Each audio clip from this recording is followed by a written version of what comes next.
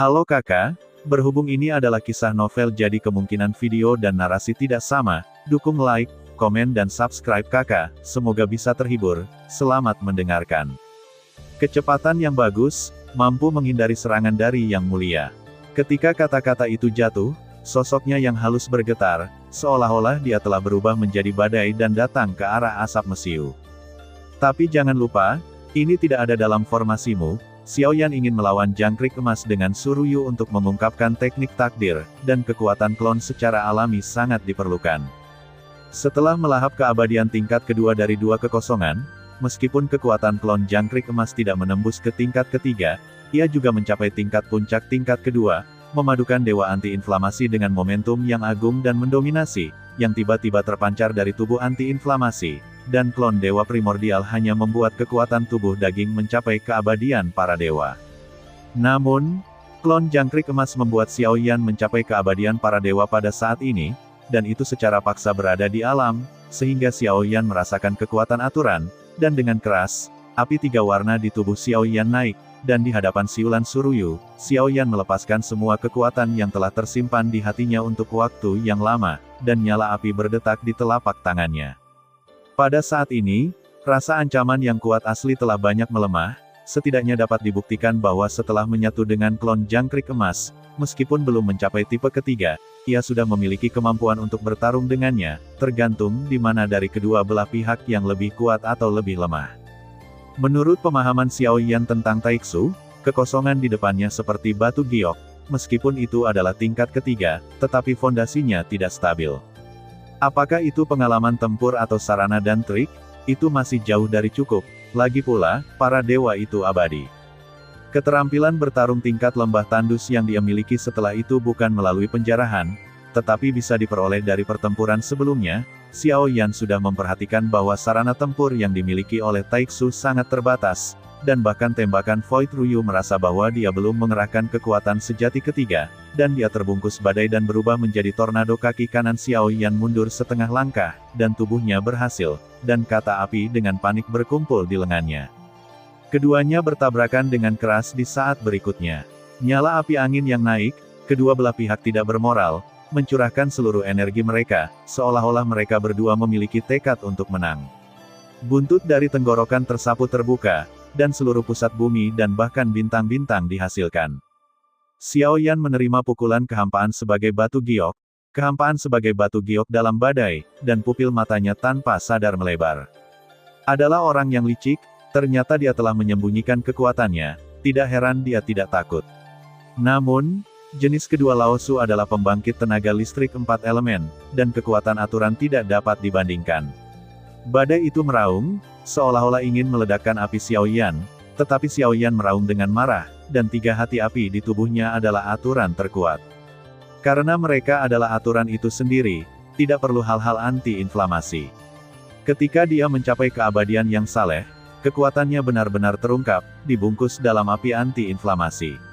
Ini adalah konfrontasi antara aturan kedua belah pihak, dan itu tergantung pada siapa yang lebih kuat.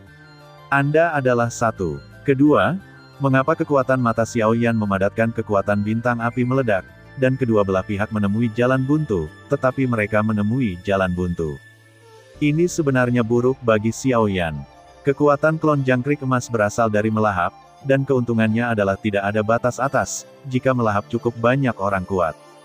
Kekuatannya mungkin dapat tumbuh ke tingkat yang luar biasa, tetapi kekurangannya juga jelas. Selama pertempuran akan dikonsumsi, sehingga ranah klon jangkrik emas akan jatuh bersamanya, dan tidak dapat disimpan di atas alam, yang merupakan kelemahan terbesar. Jadi perang yang berlarut-larut bukanlah hal yang baik untuk anti-inflamasi. Selain bintang api, Xiaoyan juga memiliki aturan kedua, mencicipi api Xiaoyan, ada busur listrik yang berenang menjauh. Dia sebenarnya sudah menyiapkan tinju lain untuk menutup pinggangnya, dan pada saat ini seluruh lengan menjadi hitam, yang diresapi dengan kekuatan guntur kuat yang tidak diketahui. Aturan anginmu, tampaknya, tidak lebih dari itu. Pada saat ini, Xiaoyan mengangkat kepalanya dengan keras dan melihat batu giok kosong dalam badai, yang terakhir sepertinya merasakan sesuatu, tetapi sudah terlambat. Xiaoyan terbungkus kepalan guntur, dan kecepatan menebas perlahan di udara tidak cepat, Tetapi justru karena kecepatan inilah dia sepertinya bisa merasakan kekuatan yang terkandung di dalamnya. Tenggorokannya bergerak terlebih dahulu, dan kemudian guntur menyapu segala sesuatu di sekitarnya, dan petir yang tak terhitung jumlahnya meledak melalui badai dan membombardir tubuh Suruyu. Yang terakhir tiba-tiba terkejut, dan tubuhnya melesat ke belakang, dan tidak akan ada banyak trik bertarung antara orang-orang kuat yang menyemprotkan beberapa suap darah. Belum lagi itu semua adalah konfrontasi antar aturan, dan itu semua adalah pertempuran, tetapi tujuan Xiaoyan bukan untuk mengalahkannya, tetapi untuk membunuh batu giok virtual Jilei yang berkedip dari jari kakinya, dan tubuhnya dengan cepat mendekati pendeta Tao. Mata yang terakhir menunjukkan ekspresi panik, dan dia segera mengubah sidik jarinya, dan meskipun badai menyapu, meskipun tidak sakit, itu membuat bentuk tubuh Xiaoyan tiba-tiba menyatu, dan jeda seperti itu sudah cukup untuk memberi Xuan Ruyu kesempatan untuk bernapas. Yang terakhir menstabilkan tubuhnya dan menatap Xiaoyan dengan wajah muram. Dengan sedikit kekuatan, Anda melaporkan bahwa sebelum kata-kata giok kosong jatuh, kekuatan menakutkan menyelimuti Xiaoyan. Kemarahan Buddha mengembun dalam sekejap, dan kekuatan sabit api mungkin sedikit lebih lemah.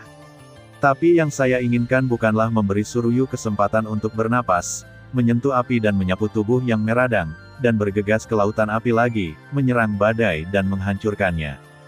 Ketika peradangan mengalir masuk, ada juga raungan Void sebagai jade, dan suaranya gila hingga serak, dan saya melihat badai yang tak terhitung jumlahnya meraung. Yang terakhir membuka tangannya seperti dewa angin, tetapi luka di tubuhnya bisa terlihat dengan jelas.